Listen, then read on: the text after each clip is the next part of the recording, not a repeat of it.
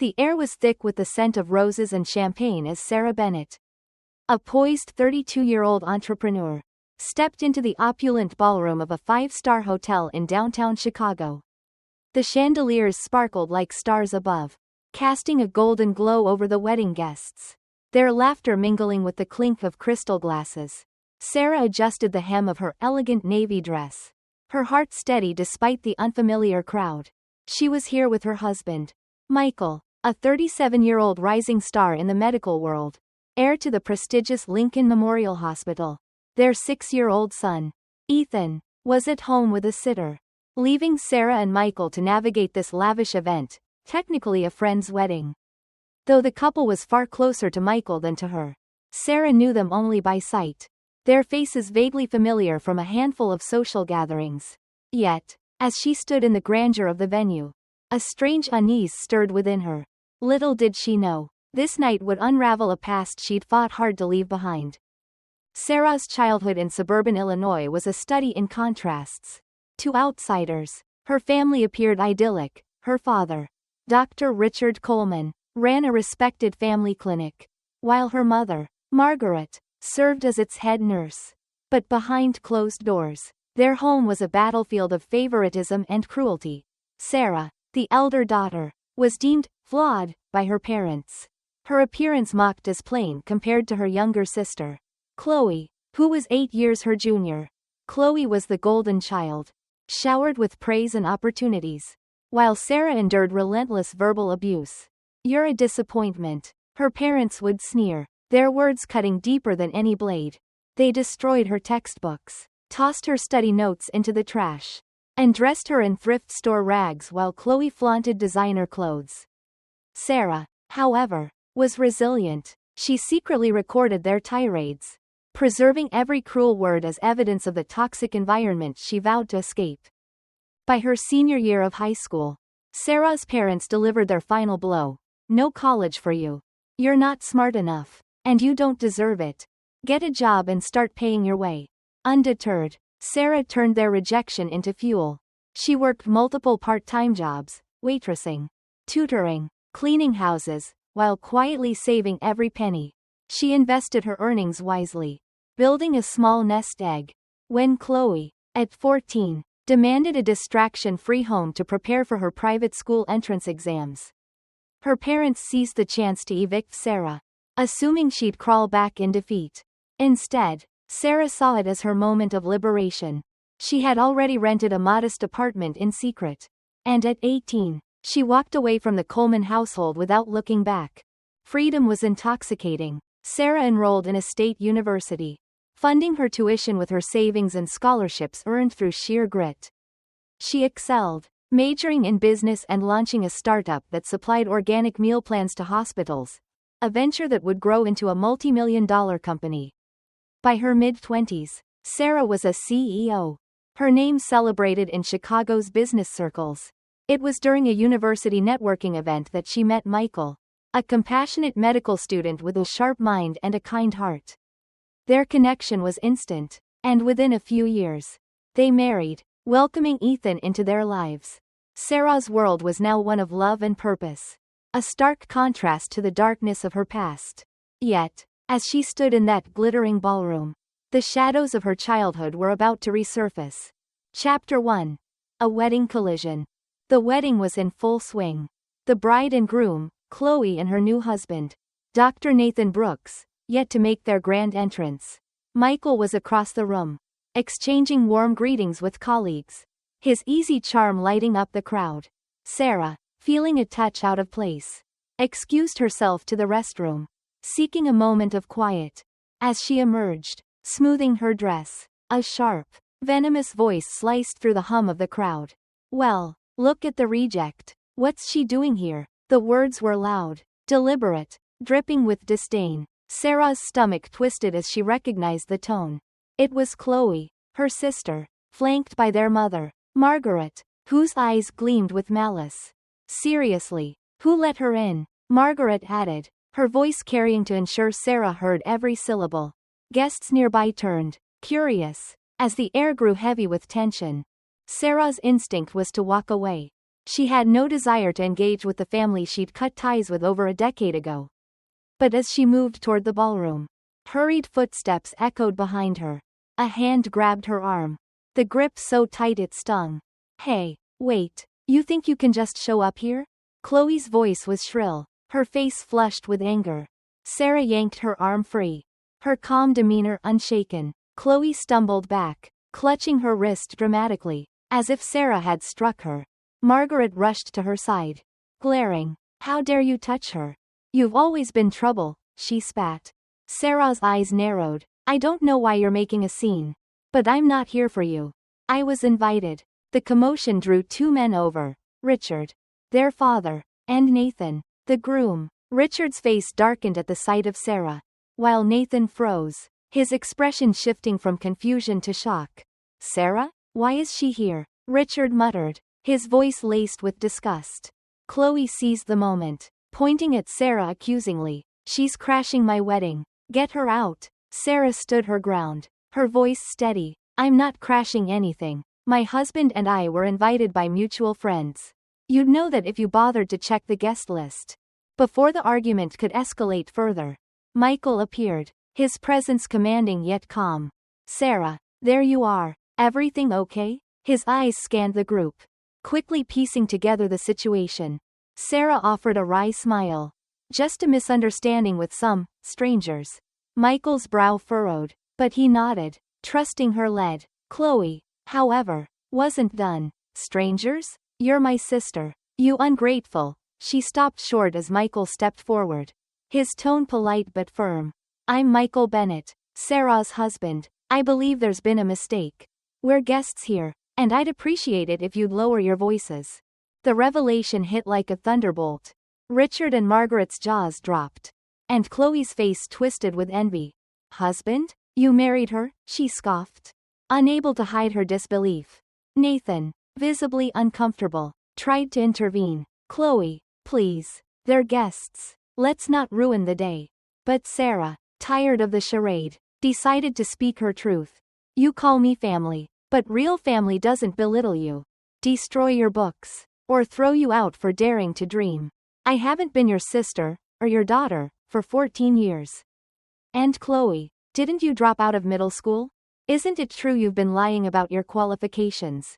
Working odd jobs while claiming to be a medical administrator? The crowd gasped. Nathan's face paled as he turned to Chloe. Is this true? You told me you graduated from Northwestern. That you were running your family's clinic. Chloe's bravado crumbled. In a desperate bid to silence the truth, she lunged for Nathan's phone as he began dialing a colleague to verify her credentials. No need for that, she screamed, smashing the phone to the floor and stomping on it with her heels. Her face contorted with rage. The room fell silent, guests and staff staring in shock at the outburst. Sarah, unfazed, turned to Michael. I think we've seen enough. Let's go home, and maybe grab that famous chocolate cake from the hotel bakery on the way. As they walked away, Sarah felt a weight lift. The confrontation had exposed the lies her family had built their lives on. But it no longer defined her. She had risen above their cruelty, forging a life of success and love. Behind her, the seeds of chaos she'd planted would soon unravel Chloe's fragile facade, setting the stage for a reckoning years in the making. The Chicago skyline shimmered under the late afternoon sun as Sarah Bennett gazed out from her office on the 30th floor of a sleek downtown tower. Her desk, a polished mahogany expanse, held a framed photo of her husband, Michael, and their 6-year-old son, Ethan, laughing on a Lake Michigan beach. As CEO of a thriving company supplying organic meal plans to hospitals, Sarah had built an empire from the ashes of her past. Yet, the echoes of that past, her toxic family and the dramatic confrontation at her sister Chloe's wedding, lingered like a faint shadow. Now, months later, news of her former family's unraveling reached her, not as a surprise but as a quiet confirmation of justice served. Their downfall was a story of greed, deceit, and self-inflicted ruin, while Sarah's life blossomed with purpose and love, a testament to her unyielding spirit. The wedding clash had been the spark that ignited the Coleman family's collapse. Chloe's outburst, smashing her husband Nathan's phone in a fit of rage to hide her fabricated credentials, had left guests whispering and Nathan reeling. Sarah's revelation that Chloe had dropped out of middle school and lied about her qualifications as a medical administrator struck like a lightning bolt. Nathan, a respected doctor at a university hospital, had built his reputation on trust and precision. The idea that his new bride had deceived him about her education and career was a betrayal he couldn't ignore.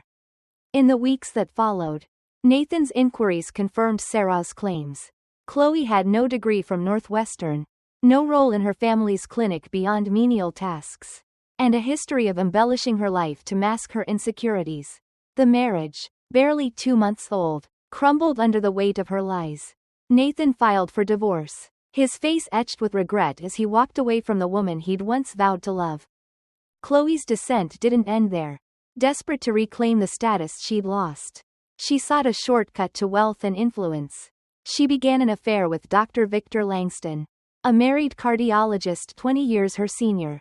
Known for his lavish lifestyle and connections in Chicago's medical elite, Chloe saw him as her ticket to a better life, dazzling him with tales of her supposed expertise and charm. But Victor's wife, Eleanor, a formidable attorney, wasn't one to be crossed. When she uncovered the affair, she unleashed a legal storm, suing Chloe for alienation of affection and dragging her name through the courts. The scandal made headlines in Chicago's society pages, painting Chloe as a calculating opportunist. Her parents, Richard and Margaret Coleman, horrified by the public disgrace, disowned her, calling her a stain on the family name. Abandoned and penniless, Chloe retreated into isolation, her once vibrant confidence replaced by a hollow desperation. Chloe's next chapter was darker still.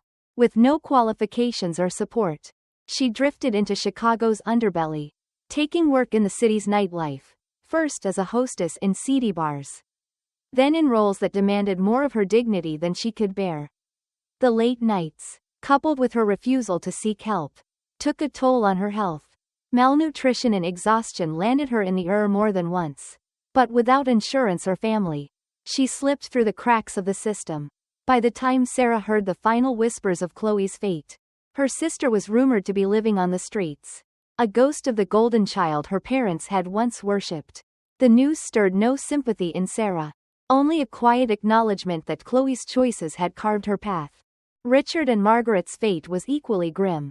Their family clinic, once a cornerstone of their suburban community, had been teetering on the edge for years.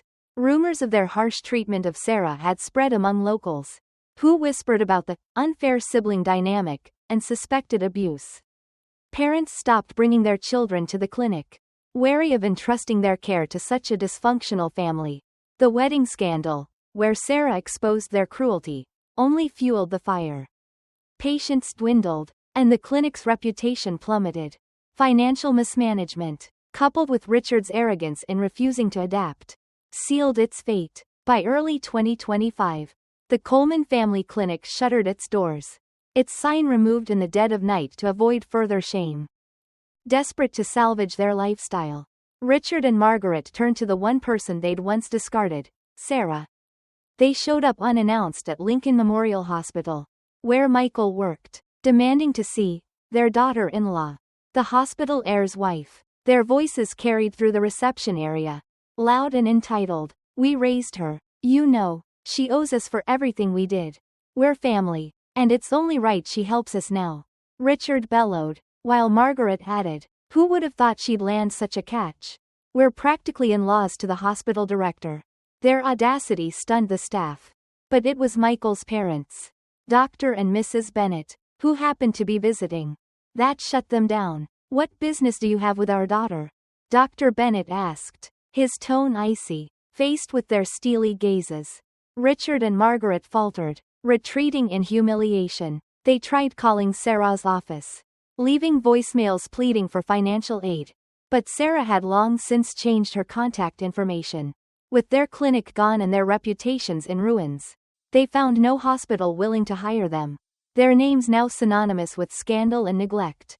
Sarah, meanwhile, had closed the door on her past with a quiet strength. Her focus was her family, Michael, whose warmth and wisdom grounded her. and Ethan, whose bright laughter filled their home. Ethan's recent health scare, a minor but concerning condition, had been a wake-up call. Sarah had initially consulted Nathan, but his eagerness to treat Ethan as a special case felt opportunistic. Trusting her instincts, she sought a second opinion from a pediatric specialist at another hospital.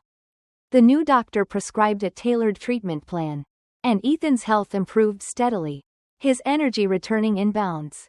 Sarah and Michael celebrated with weekend outings to the Field Museum, Ethan's favorite, where he'd race through dinosaur exhibits, his giggles echoing like music. One evening, as Sarah tucked Ethan into bed, she reflected on the news of her family's downfall. The Coleman family had reaped the consequences of their actions, their lives unraveling like a cautionary tale.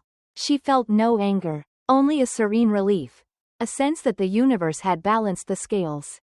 Her in-laws, who'd uncovered the clinic's financial troubles during their own discreet investigation, shared her outrage over her childhood but respected her choice to move forward.